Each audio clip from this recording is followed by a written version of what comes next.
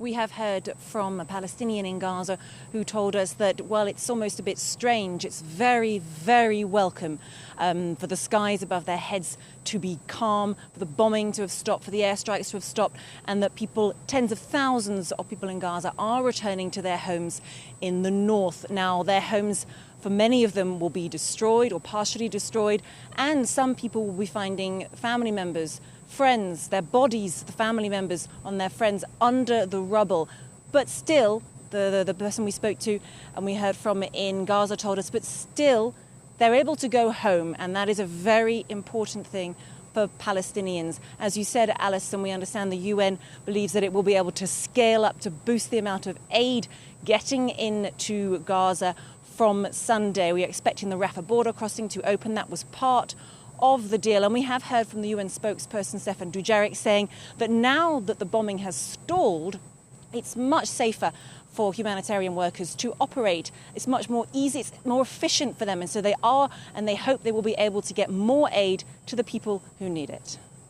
And meanwhile, Claire, a countdown is underway ahead of the release of the final hostages. Walk us through what's expected to take place in the coming days.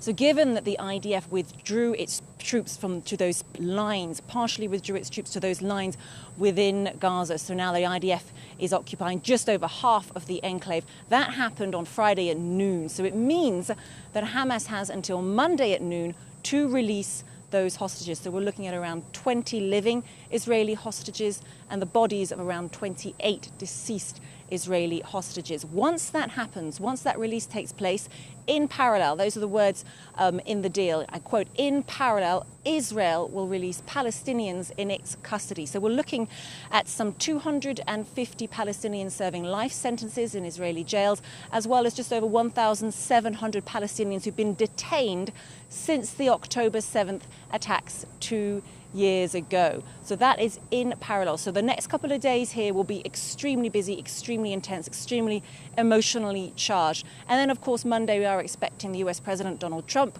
to address the Israeli parliament. He'll then, we understand, head to Egypt, where he says he will meet with a lot of leaders to discuss the future of Gaza. There's a famine in Gaza. There's a humanitarian crisis. Much of the area has been completely destroyed. It's now time to look ahead, and that, we understand, is going to be the focus of discussions in Egypt on Monday, the future of a devastated Gaza, which is lying in ruins.